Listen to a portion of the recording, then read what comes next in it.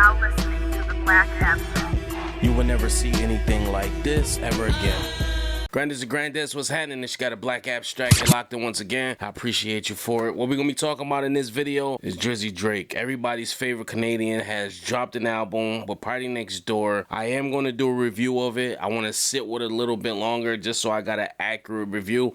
I just feel like everybody that's doing reviews right now, they're not giving you an accurate review because sometimes songs grow on you. Sometimes you got to sit with music. Sometimes it don't hit the same as when you first heard it. It depends on where you are, the setting.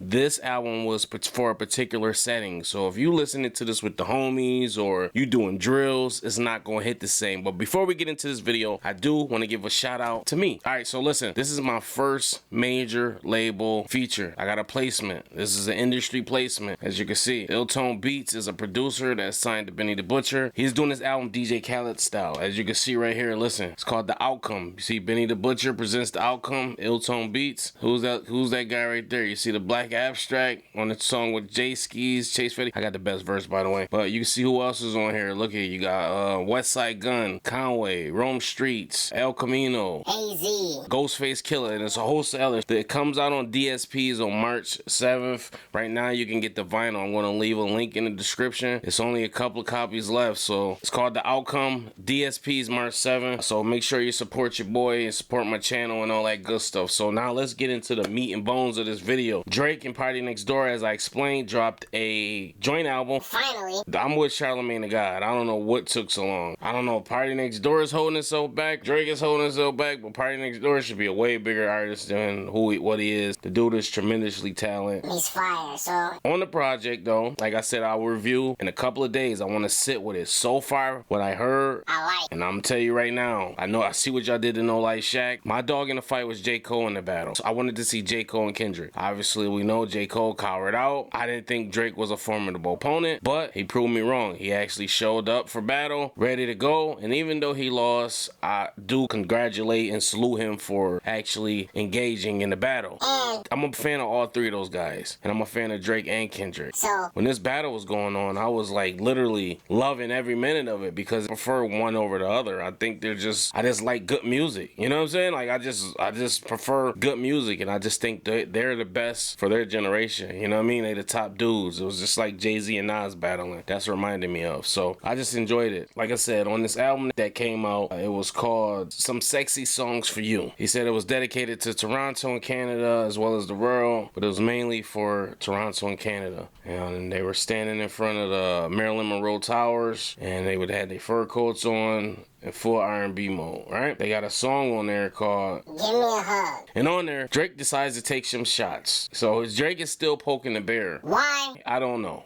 Because actually I know why. It's just him. It's just in him. It's that rapper in him. It's just like, yo, I gotta say something. I can't even just like let it go, or like I can't, like a lot of people was like, yo, Drake need to just disappear and let this die down, or he need to do this, who didn't do this. But no, I think the approach he's taking is good. Even though you can see that obviously he's still battled, or like he's still hurt and bothered. I don't know why I said battle, but you can see he's still hurt. He's not tucking his tail or hiding. He's still showing up for work. He's in Australia. He's letting you know. He's still showing up on streams.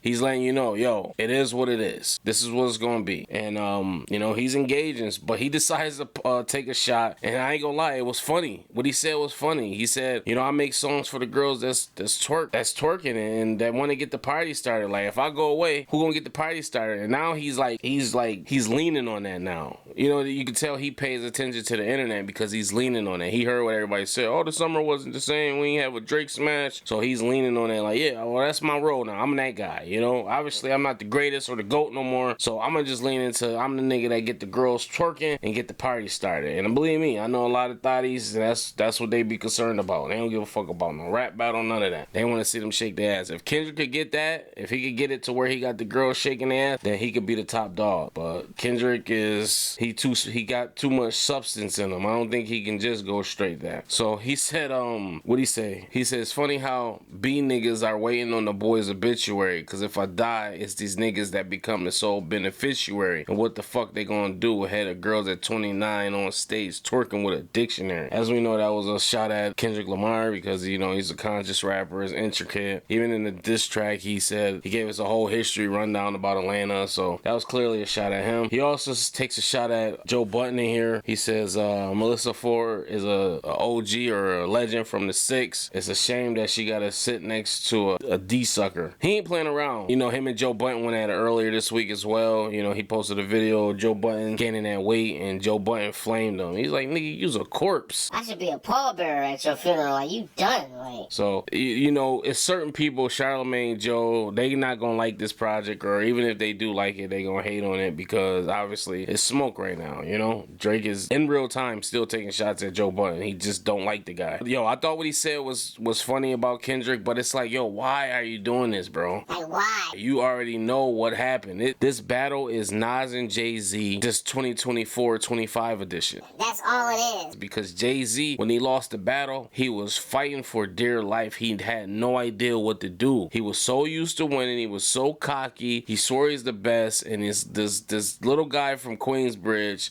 that he thought was washed up and finished came out of nowhere and just knocked him out. Just hit him with a KO. Not even a stomach punch or a gut punch. He didn't drop him to his knees. He just knocked him straight out. And Jay-Z had never been knocked out before. He didn't know what to do. So he goes back. He releases Super Ugly. That gets bad reception because obviously it wasn't his beat. And then he kind of went low like, oh, I'm leaving condoms on your baby seat. Then he goes on the radio apologizing and talk about my mama made me apologize. That made him look some way because it's like, bro, you supposed to be a grown ass, you're a grown ass street rapper talking about my mama made me apologize. Then he goes back in on the Blueprint 2 and he takes more shots at Nas. And it's like, bro, you are obsessed at this point.